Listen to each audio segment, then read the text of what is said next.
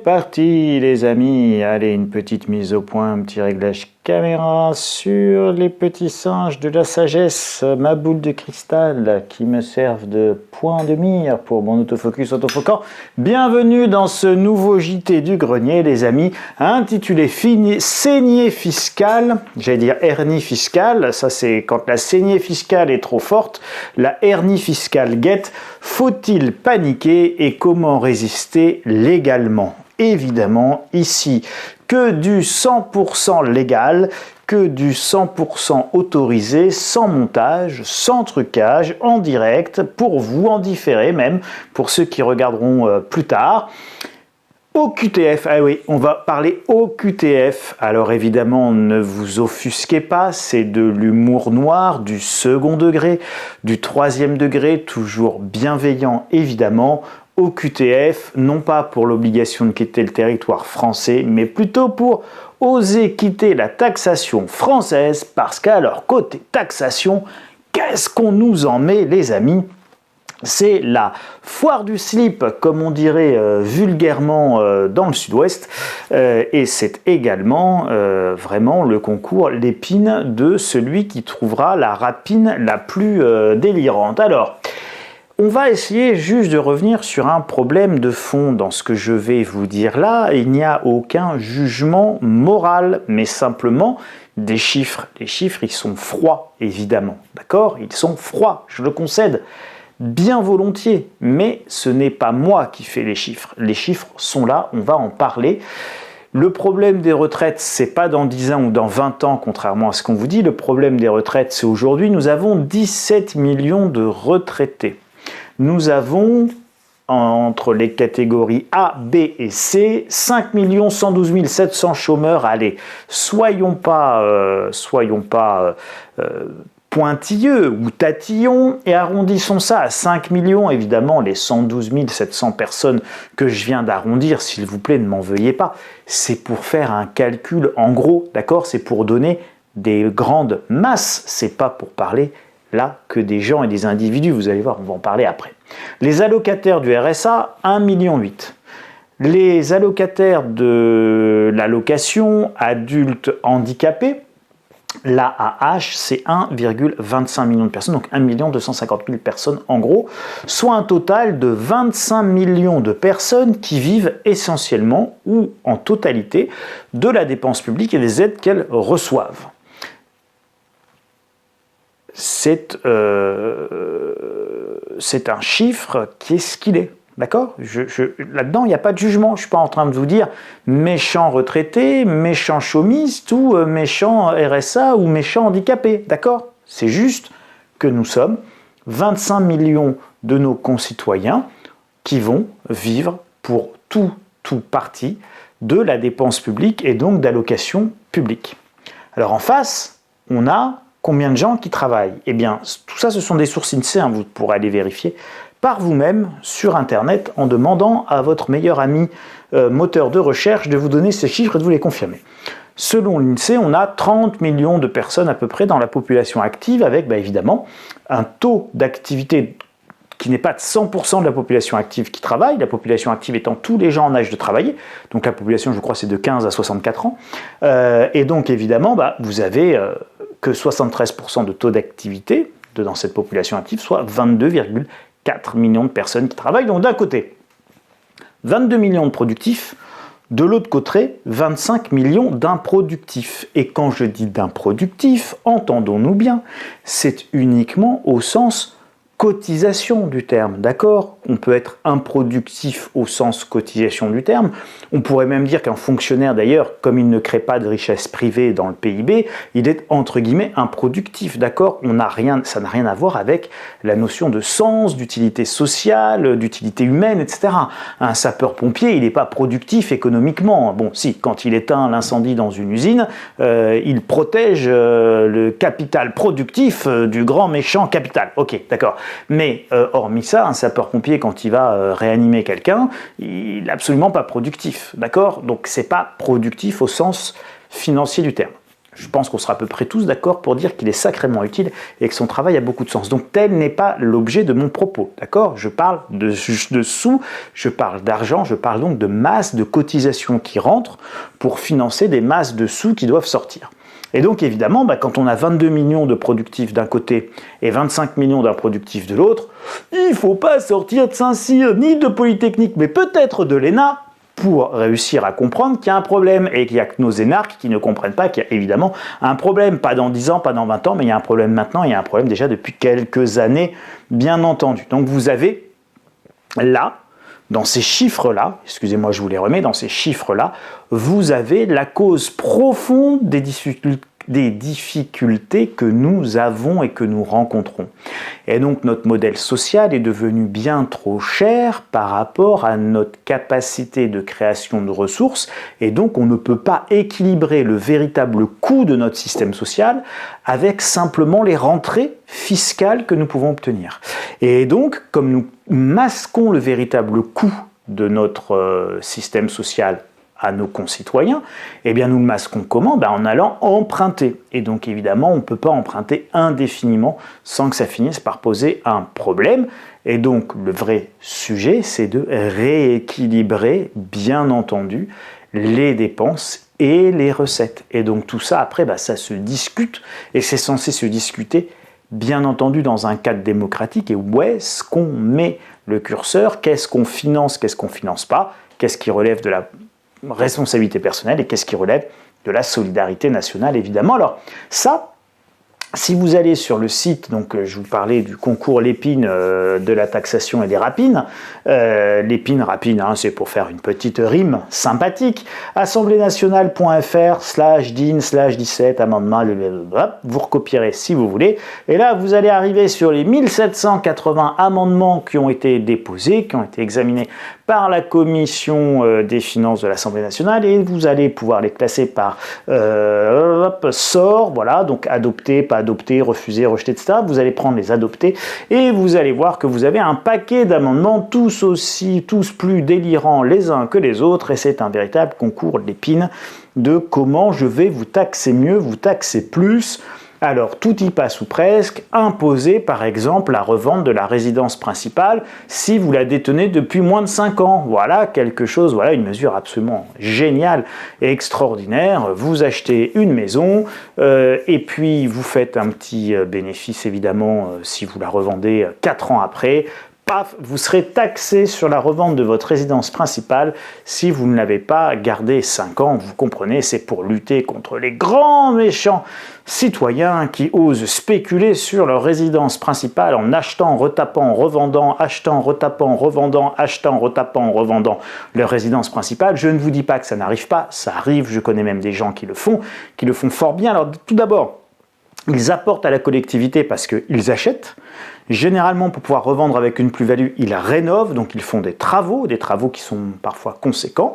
Ils revendent avec évidemment une plus-value importante, mais ils ont apporté à la société puisqu'ils ont rénové un bien, ils ont travaillé, ils ont payé des frais de notaire, des frais d'acquisition, ils revendent. Il y a un acheteur qui lui achète une maison qui est rénovée et puis ils repartent rénover autre chose, et donc finalement, rénovation énergétique, et puis il participe à l'économie puisqu'il dépense beaucoup d'argent et qu'il paye aussi des taxes et des frais de mutation qui sont conséquents, à peu près 8%, quand on achète et qu'on vend. Donc finalement, vouloir taxer ça, est-ce que c'est une très très bonne idée? Vous noterez qu'on peut en discuter, mais enfin c'est tout de même un petit peu violent. Et si jusqu'à présent les résidences principales n'étaient pas taxées à la revente, c'est tout simplement parce qu'il faut bien se loger quelque part, et que quand quelqu'un revend, généralement, il rachète. Ou s'il divorce, vous avez 2 rachats ou une mise en location, mais enfin, il faut bien qu'on essaye de retrouver sa mise, de rembourser le crédit, etc., et puis de financer le divorce. Bref, c'est compliqué. Donc, il y avait un vrai sens aussi à ne pas taxer la résidence principale. Vous voyez bien, c'est une proposition qui est choquante et qui, en tout cas, doit se débattre énormément parce qu'elle a des incidences considérables sur la vie des gens, sur vous, sur moi, bref, sur nous, les vrais gens. Taxer tous les citoyens français, où qu'ils se trouvent sur la planète, pour éviter l'exil fiscal, c'est le refus de la liberté, c'est la libre circulation des biens, des capitaux, mais pas des personnes en fait. Hein. Voilà, enfin que des personnes, mais que des personnes qui nous arrangent, pas des personnes qui nous arrangent pas. On y reviendra, c'est cette idée, vous avez bien compris, d'OQTF, hein, et de mettre en perspective dans un parallèle qui peut sembler choquant, mais qui n'est pas là pour choquer. Ce parallèle, il est là pour stimuler la réflexion de chacun, la réflexion de tous. En clair, on voudrait bien que certains quittent le territoire, mais ils veulent rester, et d'autres veulent partir, mais on veut les retenir. Donc vous voyez ce paradoxe quand même absolument gigantesque en termes intellectuels, faut le pointer. Si on veut réfléchir, faut pointer, faut chasser, les amis, les paradoxes auxquels on veut nous soumettre. En disant, tête, on vous voit, on regarde là, on a vu, on a compris. S'il y a un paradoxe, alors il y a un problème. Voilà, ça c'est un théorème de Charles. Quand il y a un paradoxe, il y a un problème. Et donc, les paradoxes révèlent les problèmes, illustrent les problèmes, on peut partir d'eux pour parler d'un problème de manière plus générale. Une flat tax qui passera de 30 à 33% et même à 37,5% si les revenus sont supérieurs à 250 000 euros. Oh oui, vilain riche qui gagnerait plus de 250 000 euros. C'est dégueulasse, c'est honteux, c'est vilain, c'est méchant. Bouh, quelle horreur. Réintégration de l'assurance vie dans les successions dès le premier euro alors qu'elles sont exonérées jusqu'à présent à hauteur de 152 500 euros. Vous avez payé, raqué, craché, taxé, vous avez été rapiné toute votre vie, dirait Louis de Funès. Ma biche, je ne vois plus de impôt. Voilà. Hein? Eh bien, sachez que même quand vous mourrez, nous vous aurons jusque dans la tombe, nous vous ferons cracher, payer encore avec l'impôt sur les successions surnommé l'impôt sur la mort. Et donc, d'où cette idée que je voulais, cette réflexion que je voulais aussi partager avec vous ce soir, c'est oui, OQTF, pour oser quitter la taxation française, parce qu'il y arrive un moment où, eh bien évidemment, on doit constater que ceux que l'on veut faire partir veulent rester, et ceux qui veulent partir, on veut qu'ils restent, et on veut les en empêcher pour pouvoir les taxer. Donc, c'est quand même, encore une fois, ce paradoxe que je pointe. On va aller plus loin. Philosophiquement, nous sommes nés pour être libres. On est nés pour être libres et égaux en droit. C'est notre premier article 1 de la déclaration de l'homme, déclaration des droits de l'homme et du citoyen. Nous sommes nés libres et égaux en droit, d'accord. Il y a plein de différences entre tous les hommes, tel n'est pas le sujet. Il y a des grands, des petits, des gros, des maigres, des noirs, des blancs, des marrons, toute la palette de couleurs, des religions, etc. Donc, vous avez plein de différences entre les hommes, mais les lois, les textes et notre philosophie nous mettent égaux dans le droit. D'accord ? Et ça, c'est évidemment une avancée extraordinaire en termes humanistes, en termes universalistes. Nous sommes tous égaux en droit par-delà les différences que nous pouvons avoir et nous sommes bien entendu libres. Eh bien, m'empêcher de partir, c'est venir nier ma liberté. Et puis, je ne suis pas né, vous, nous, tous, nous ne sommes pas nés pour payer des impôts à Bercy sans limite. La Constitution le dit et le redit, il doit y avoir consentement aux impôts. Les impôts doivent être justifiés et nous, en tant que citoyens, vous pouvez aller relire les textes constitutionnels, etc., nous avons le droit de demander des comptes sur l'utilisation de notre argent et des deniers publics. Et donc, refuser des taxes supplémentaires, c'est important, c'est sain, c'est normal, il faut le dire, il faut avoir le courage de dire « je refuse les impôts supplémentaires ». Alors, attention, il va bien entendu falloir payer ces impôts supplémentaires, tel n'est pas le sujet, on respecte la loi et je ne serai jamais en train de vous dire comment ne pas payer d'impôts et faire de la fraude ou de l'évasion fiscale, c'est pas le sujet. Le sujet, il est politique et il est de dire « je paierai mes impôts parce que je n'ai pas le choix, c'est la loi, mais je ne suis pas d'accord. Je refuse de consentir à cette hausse d'impôts, quelle qu'elle soit, parce que vous en prenez déjà suffisamment et que vous n'en faites rien de bien. Donc, je refuse de considérer que continuer à alimenter ce système est une bonne chose. Refuser de continuer à alimenter ce système est une bonne chose politique. Il faut le dire. Il faut arrêter d'être dans les dîners en ville. « Ah, mais moi, j'aimerais bien payer des impôts, ça voudrait dire que je serais riche. Ah, ben moi, mais quand même, hein, quand tu vois comment on est bien soigné... » 20 heures d'attente pour un papy-mamie dans les couloirs des urgences, c'est ça être bien soigné quand on a 60% de la dépense dans le PIB qui est de la dépense publique. Non, c'est un scandale, c'est une honte. Et donc on doit dire, je refuse de payer pour ce système-là. Je refuse qu'on augmente les impôts, alors que tout s'effondre, qu'il y a de moins en moins de profs, qu'il y a de moins en moins de policiers, qu'il y a de moins en moins de sécurité, qu'il y a de moins en moins de sécurité médicale avec des hôpitaux qui s'effondrent, qu'il y a de moins en moins de médecins, etc., etc. Je refuse de payer pour un système qui se dégrade et d'être dans le pays où on paye le plus cher pour tout ce système qui se dégrade. Et me sortez pas, si tu étais aux États-Unis, tu verrais, si tu étais malade, tu m'aimerais bien revenir en France. Eh bien non, non, non et non. Sachez que aux États-Unis, enfin en France plutôt, les dépenses dans le PIB pour la santé, et allez voir les dépenses pour le PIB, tiens je vous le dis pas, allez chercher, regardez les dépenses en pourcentage du PIB, les dépenses de santé aux États-Unis, et en pourcentage du PIB, les dépenses de santé en France. Voilà. Regardez également l'évolution du PIB par personne aux États-Unis et en France. Regardez également l'augmentation du PIB aux États-Unis en valeur absolue et en France. Et puis on en reparle après de ce qui se passe aux États-Unis et de ce qui se passe en France. Et puis regardez comment Elon Musk, il envoie des fusées dans l'espace, et regardez comment il renvoie Ariane Espace à ses études. Donc tout ça, vous devez le comprendre. Non, non, non. Continuer à alimenter ce système en échec n'est pas la bonne solution. Donc il faut avoir le courage sémantique, intellectuel déjà, de quitter la taxation française et de dire non, je ne suis plus d'accord. Ce qui n'empêche pas évidemment de respecter la loi et de payer tout ce que nous avons à payer. Mais déjà, dans les idées, il y aura un immense changement qui sera le refus d'une fiscalité devenue confiscatoire. Je ne suis pas né pour travailler pour Bercy. Regardez vos fiches de paye, regardez le brut employeur, regardez le coût total employeur, regardez ce qui vous reste après impôt et après prélèvement à la source. Vous n'êtes pas né, nous ne sommes pas nés pour alimenter un système devenu confiscatoire. Et on a le droit de dire « je m'oppose, je ne suis pas d'accord avec ce vol en bande organisée », en tout cas pour le moment, nous avons encore le droit de le dire. Et donc pourquoi ? Eh bien pourquoi ? Je vous l'ai dit, pourquoi ? Parce que c'est un système sans fin, et souvenez-vous des chiffres du début. 25%, 25 millions d'inactifs, 22 millions d'actifs, 25 millions de recevants, 22 millions de cotisants.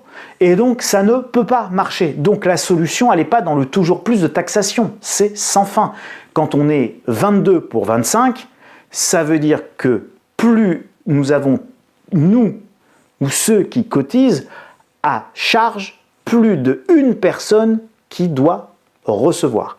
Ce n'est pas possible. Ça veut dire que plus de 100% de vos revenus doivent être taxés pour partir équilibrer le nombre de gens qui, eux, doivent recevoir. Ce qui est une évidence, hein, déjà, c'est globalement à peu près mathématique. Donc plus les impôts montent et plus nous sommes collectivement heureux. Vous avez l'impression qu'on est plus heureux aujourd'hui que dans les années 90 ? Eh bien moi, je peux vous dire, pour être avec la barbe blanche et pour pouvoir comparer, on était infiniment plus heureux dans les années 80 et les années 90 qu'aujourd'hui, et je ne vous parle même pas de la jeunesse, infiniment plus heureuse quand on était jeune dans les années 80 et 90 que dans les années 2020. Tous les services publics s'effondrent sous nos yeux. Vous avez envie de continuer à payer pour ça ? Bien sûr que non. À un moment donné, refuser de payer, c'est générer le choc intellectuel suffisant pour qu'on s'attaque aux vrais problèmes. Intellectuellement, évidemment, ce n'est pas en faisant plus de la même chose qu'on va obtenir un résultat différent. Einstein définissait même la folie de cette façon-là. La folie, c'est croire qu'en faisant plus de la même chose, on obtiendra un résultat différent. En vous tapant la tête contre le mur de plus en plus fort, si le mur ne casse pas, il ne cassera toujours pas, même si vous tapez de plus en plus fort avec votre tête. Il faut donc changer notre manière de faire. La résistance fiscale légale, bien entendu, c'est-à-dire qui commence par la lutte et le combat dans les idées, ça devient un devoir politique, un devoir civique, un devoir évidemment moral, parce que nous ne sommes pas nés pour payer des impôts, d'accord, et être réduits à l'état de serf, fût-il un serf de Bercy, mais aussi un devoir économique, puisque vous voyez bien qu'économiquement, ça ne fonctionne pas. Non seulement nous ne sommes pas heureux, non seulement nous payons beaucoup d'impôts, mais en plus, même en payant tous ces impôts-là, nous avons 3 250 milliards d'euros de dettes cumulées, parce que c'est toujours pas suffisant. Où est-ce qu'on va s'arrêter? Bon, donc stop, basta, ça suffit. Et donc, c'est comme ça que Michel Barnier, quand même, il est conscient du ras-le-bol fiscal. Oups, je reviens, je vais vous chercher le journal. Voilà, c'est le JDD. Le JDD, les copains, il est là. Je vous en avais parlé la semaine dernière. C'est très très bien le JDD. Le grand entretien, et donc c'est en page 1 là. Et puis vous avez une très grande interview de Michel Barnier qui est assez détaillée. Encore une fois, le JDD, c'est plutôt pas mal. Qu'est-ce qu'il dit le Premier ministre? Il dit qu'il ne veut pas aller au-delà de ce qui a été prévu pour les impôts. Oui, il a plutôt raison, et il est conscient effectivement qu'il y a un ras-le-bol fiscal, mais enfin, il faut les aider tous là, à être très conscients que ceux qui payent, ils veulent plus payer, parce que ce n'est plus légitime de payer. Encore une fois, c'était normal de payer pour un certain nombre de choses, mais quand on paye 60% de la dépense, 60% du PIB qui est de la dépense, quand on est dans le pays le plus taxé de l'OCDE et qu'en plus on est dans le pays quasiment le plus endetté de l'OCDE, stop, on arrête, d'accord? Ne venez même pas m'expliquer, ni essayer de m'expliquer que les impôts c'est bien, non, c'est un échec. Donc un échec, on arrête, ça se discute pas en réalité, ça ne se discute plus. C'est-à-dire que ça se discute quand on est dans quelque chose de raisonnable, qu'on est dans le fait de payer nos services régaliens, notre sécurité, évidemment, et que tout ça, ça marche, et bien évidemment, nous avons tous volonté à consentir aux impôts, et on trouve tout ça évidemment extraordinaire. Mais là où nous avions encore une fois des hôpitaux partout en France, aujourd'hui on n'en a plus, etc., etc., donc non.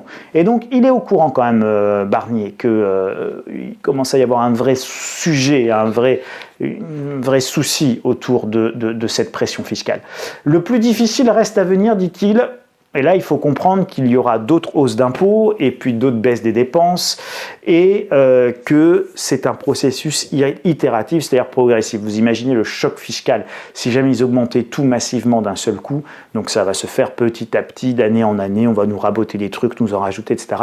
C'est l'histoire de la petite grenouille qu'on met directement, non pas dans la casserole d'eau bouillante, parce que sinon, pouf, elle met un petit coup de patte, hop, elle sort de la casserole parce qu'elle n'a pas envie d'être bouillue, mais si on la met dans une eau bien fraîche et bien agréable et bien claire, elle barbote, on met le gaz en dessous, ça chauffe petit à petit, petit à petit, petit à petit, elle ne voit pas la différence, elle est très bien, c'est tiède, c'est super confort, qu'est-ce que c'est relaxant, et puis à un moment donné, ça se met à bouillir, elle a été affaiblie, elle ne s'en rend pas compte, elle n'a plus la force pour sortir de sa casserole, et la petite grenouille finit bouillue, et donc grenouille bouillue, grenouille foutue, et ça c'est le contribuable français, donc ne défendez plus les impôts à la française, ils sont devenus indéfendables de par le bilan d'endettement de notre pays, de par la part qu'ils ont pris dans le poids de ce qui est taxé. Et vous êtes taxé, d'accord? Ne regardez pas que les impôts sur le revenu en vous disant « Ah ouais, mais moi j'aimerais payer des impôts parce que franchement, ça voudrait dire que je gagnerais plus ma vie. » Commencez par regarder votre fiche de paye et regardez que le premier bénéficiaire de ce que vous verse votre patron, c'est pas vous, c'est l'État. Il n'exclut pas le recours au 49.3 pour le budget et la loi immigration. Et oui, on n'a pas fini de parler d'OQTF, les amis. Que ce soit les OQTF sur la taxation fiscale ou que ce soit les OQTF sur le territoire français qu'il faut quitter.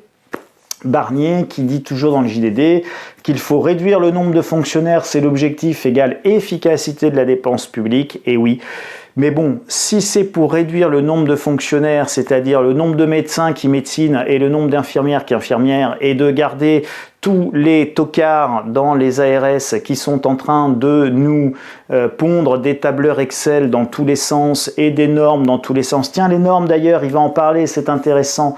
Aucune taxe temporaire ne doit devenir définitive. Et oui, parce que dans tout ça, les députés avaient dit « Ah bah, ce qui est en temporaire va devenir définitif ». Et donc, ils ont mis des mécanismes et des amendements pour pérenniser dès le départ toutes ces taxes temporaires.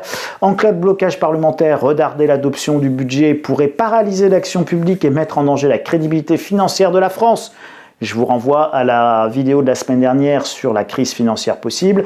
Et le 49.3 permet ainsi d'éviter le blocage, dit Michel Barnier, qui donc n'exclut pas son utilisation et le recours au 49.3. Enfin, la fusion de toutes les aides dans l'ASU, l'aide sociale universelle, qui sera inférieure au SMIC, sauf AAH, allocation adulte handicapé, qui ne sera pas fusionnée dans cette association-là, dans cette allocation sociale unique. Et enfin, reporter, c'était les normes que j'avais évoquées un petit peu plus haut, reporter, c'est-à-dire un moratoire sur les réglementations très lourdes, les DPE, on va reporter les interdictions de location, ou la CSRD. Alors la CSRD, beaucoup ne connaissent pas, mais c'est une espèce d'usine à gaz complètement délirante, qui est la Corporate Sustainability Reporting Directive, où là, il va falloir payer des centaines de personnes dans toutes les grosses boîtes pour calculer tout le côté durable et soutenable du business d'une entreprise. Alors là, il y a 1200 critères à quantifier, à mesurer, machin, c'est des rapports épais comme ça. Enfin bon, c'est du délire total. Il va falloir payer des millions de consultants. McKinsey se frotte les mains pour faire de la CSRD. Et donc là-dedans, on ne fait pas du productif en fait. D'accord ? Donc quand on s'occupe d'enfiler les perles sur savoir quel est le coût en CO2 de l'achat des fournitures de bureau de la société Tarteschmoll ou de l'hôpital bidule, évidemment, pendant ce temps, on ne met pas des infirmières, on ne met pas des médecins, on met des coupeurs de cheveux en 4 dans les ARS, on met des mecs en costard, cravate, avec des chaussures à bout carré bien luisantes de chez Bata. Pourquoi ? Je ne sais même plus si Bata existe encore. Pourquoi ? Pour vous faire suer, pour pas grand-chose et pour calculer des trucs dont en réalité tout le monde se fiche comme d'une guigne et qui n'ont aucun sens opérationnel. C'est-à-dire que si vous voulez faire de l'écologie ou du soutenable, pas de problème, mais à ce moment-là, donnez une directive très claire. Nous interdisons les chaudières au fioul, tout le monde doit se chauffer à l'électrique. Ça, c'est une décision qui est très claire, un ordre qui est très clair et qui est réalisable par tout le monde, sous réserve qu'on ait suffisamment d'électricité. Mais vous voyez la logique, c'est-à-dire donner des règles claires, simples, facile à mettre en place, ça sera toujours beaucoup plus cohérent et surtout beaucoup plus utile pour atteindre l'objectif assigné que de demander à quantifier évidemment les trucs qui permettraient de justifier qu'on a atteint un objectif, qu'on est en route vers l'objectif. Bon, tout ça est totalement délirant. C'est une logique de technocrate, c'est pas une logique d'opérationnel. Donc évidemment, pour répondre à toutes les attentes et à toutes les questions que je reçois extrêmement nombreuses sur la saignée fiscale en cours et donc toutes les mails et courriers un petit peu, je vais pas dire paniqués, mais enfin pas loin, très inquiets, eh bien vous aurez un flash stratégie dans vos espaces lecteurs intitulé Saignée fiscale, faut-il paniquer ? Je vous analyse les principaux amendements votés en commission des finances et leurs conséquences fiscales. Je vous y rappelle le circuit législatif et juridique, les risques par amendement de les voir aller jusqu'au bout et ce que ça signifie bien entendu pour vos finances personnelles, les 8 mesures que vous pouvez prendre dès maintenant pour organiser votre résistance fiscale légale face à la hausse des impôts et évidemment un petit chapitre sur l'OQTF, sur le fait d'oser quitter la taxation française et comment que c'est qu'on peut faire. Voilà les amis ce que je pouvais vous dire. Alors pour vous abonner, pouf, c'est là-haut le petit i. Vous pouvez partager cette vidéo, lui mettre des pouces, commenter évidemment et débattre entre vous sur ce sujet de la juste fiscalité, du consentement aux impôts, de la nécessité civique, morale et politique de dire hop, stop, nous citoyens, nous disons qu'il y a une limite à l'impôt, qu'il y a une limite à la justice fiscale et qu'il y a une limite au massacre à la tronçonneuse fiscale et qu'il y a une limite à la saignée fiscale et que cette limite à la saignée fiscale, eh bien c'est mes 4 litres de sang individuels. Et qu'à un moment donné, si j'ai moins de sang pour vivre, eh bien ça dégrade ma vie et il n'y a pas de justification morale à ce qu'on dégrade ma vie. Les pauvres n'ont pas de droits moraux sur les riches, pas plus que les riches ont bien évidemment de droits moraux sur les pauvres. En réalité, nous n'avons pas de droits moraux les uns sur les autres. Nous avons néanmoins la nécessité, l'obligation de veiller les uns sur les autres. Et donc ça renvoie au débat sur la juste générosité et donc la juste solidarité. Et donc comment définit-on la juste solidarité? Quelle est sa portée? Qu'est-ce que les plus riches doivent financer à l'égard des moins riches? Dans quelle portée? Dans quelle mesure? Dans quel objectif? Et avec quelle finalité? Tout ça, ce sont des débats extraordinairement passionnants qui nous renvoient à notre humanité et à la manière dont nous nous occupons des plus faibles. Et s'occuper des plus faibles n'est pas une option, c'est évidemment une obligation. Une obligation d'abord humaine et puis, bien entendu, une obligation morale. Mais ça peut aussi être une obligation purement intéressée.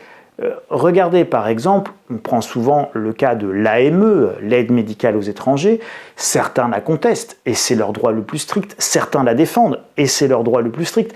Si on fait un débat, je pense qu'on peut s'accorder sur le fait qu'il y a certaines maladies que l'on a intérêt à soigner, quelle que soit la personne qui va en être atteinte, ne serait-ce que parce que de manière intéressé pour l'ensemble de notre collectivité, et bien quelqu'un qui est atteint d'une maladie contagieuse et qui peut infecter ou contaminer plein de monde autour, eh bien, ça nous intéresse de le soigner. Donc, évidemment, il y a des choses qui, dans l'AME, doivent sans doute être sauvegardées, d'autres choses qui doivent peut-être être supprimées ou discutées, mais vous voyez bien que si on commence à réfléchir, à poser réellement le débat, à s'interroger, on se rendra compte que c'est des réponses qui seront forcément nuancées. Et donc, les réponses, elles sont nuancées surtout. Néanmoins, il y a bien une chose sur laquelle elles sont nuancées. C'est que quand on a la pression fiscale la plus forte de l'OCDE et qu'on a l'endettement le plus fort de l'OCDE, plus d'impôts n'est pas la solution. Changer notre manière de faire, c'est évidemment la solution. Voilà, bref, débattez avec bienveillance, humanité et enrichissons notre réflexion commune. Et puis, abonnez-vous. Allez, prenez bien soin de vous, les amis. Pour le moment, paniquez pas. On verra bien ce qui va retomber, là, une fois que la poussière sera retombée. On verra bien ce qui émergera un petit peu de la fumée. Allez, à la semaine prochaine. Salut les copains.